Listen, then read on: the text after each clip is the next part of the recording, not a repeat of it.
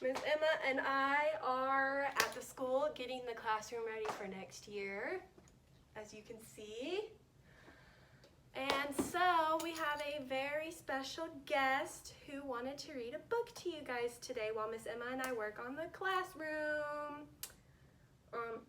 Anything else we want to say? We miss you. We do miss you, and we love you all very much, and we'll see you soon, and we can't wait for next year. We're coming to your house today. Yes, we're dropping off a surprise to your house. You guys are going to get lots of surprises in your bags, so stay tuned for that. Bye, friends. Bye.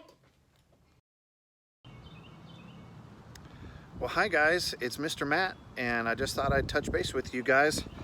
I sure miss being able to come up there every week and play and see what you guys are doing. I hope that you're doing really good at home and that you're getting lots of outside playtime and learning lots of good stuff. But it will be so fun when we don't have to stay at home anymore and I can come see you again in your classroom.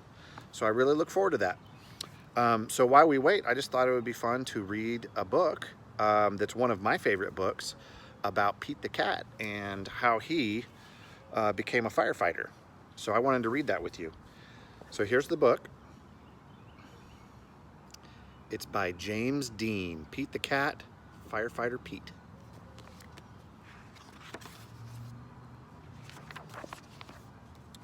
So, see if I can do this where you can see it. We are going on a class trip today, says Principal Nancy. She leads the class to a bright yellow bus. Everyone climbs on board. See, there's Pete and his teacher, Miss Nancy, and all of his friends. I wonder where we are going, says Pete.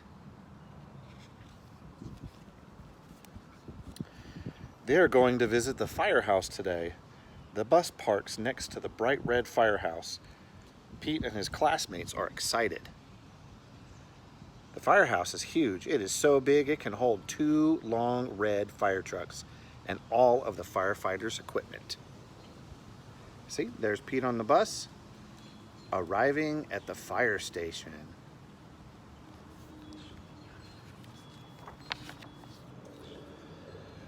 The firefighters show the kids around. They give everyone a turn to ring the old brass fire bell outside the firehouse. That's cool. Then all the kids take turns sliding down the firefighter's pole. Whee! Callie yells as she slides down, or glides down, excuse me. All right, so there's the fire bell, and there's the pole that they all slide down. That looks fun. I wonder what they ring that fire bell for. You guys know why they ring the fire bell? Maybe it'll tell us. The firefighters allow the kids to try on their gear. Firefighters wear a lot of equipment. First, Pete puts on the heavy black overalls. Then he steps into the tall black boots. That is a lot of extra clothing they have to wear, huh? I wonder if it's very heavy. Sorry, my phone's ringing. All right. A firefighter helps Pete put on the heavy yellow jacket. Finally, they place a hard black helmet on Pete's head. All this gear is very heavy. Pete can barely move. Oh my goodness. All of that gear looks way too heavy for Pete. It's too big for him.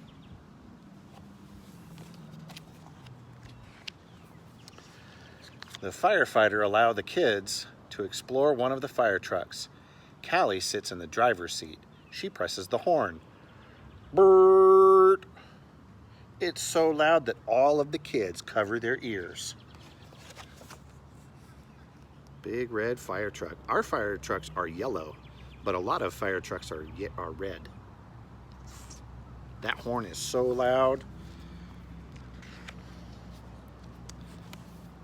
Then Pete turns on the sirens and lights.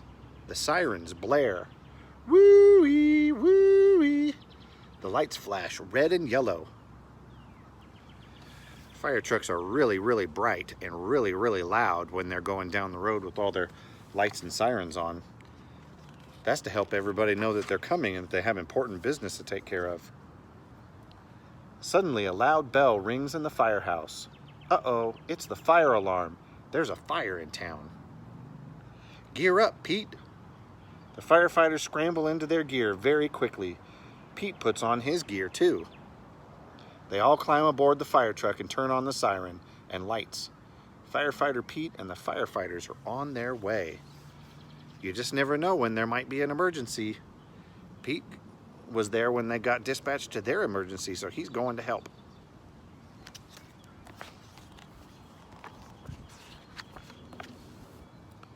Woo-wee, woo-wee. The fire engine races through the town and the lights flash round and round. A firefighter presses the horn. Brrrr! All the other cars move out of the way. Fire trucks are really big compared to cars, right? You see this regular sized green car? The fire trucks are really big. All right. There's the fire. It's hot and loud, but the firefighters know exactly what to do. They work together as a team to connect the fire truck to the fire hydrant. Then the firefighters also attach a long, heavy hose to the truck. Firefighter Pete gives the signal and the firefighters turn on the water. Whoosh! It takes a lot of teamwork to work together as a fire department. One firefighter all by himself can't put out that big fire. It takes the whole team. They all have to know their part and work together. The water gushes out very fast. Several firefighters must hold the hose to control it. Pete helps direct the hose as they spray the fire with water. The fire is starting to go out. There is smoke everywhere. Suddenly, Pete hears yelling from the roof. Oh no, who was yelling from the roof? Let's find out. Oh no, it's Grumpy Toad. He needs to be rescued. The firefighters raise a long ladder from the truck. Crank, crank, crank. The ladder goes up and up and up. Firefighter Pete and another firefighter help Grumpy Toad climb down the ladder carefully.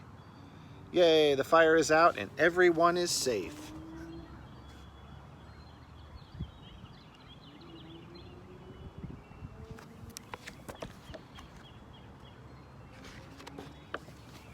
The firefighters drive back to the firehouse. They take off all their gear. They pat Pete on the back and say, "Good job, Pete." Firefighter Pete helped save the day. And there's Firefighter Pete right there in the middle. All right. Well, I hope you enjoyed the book.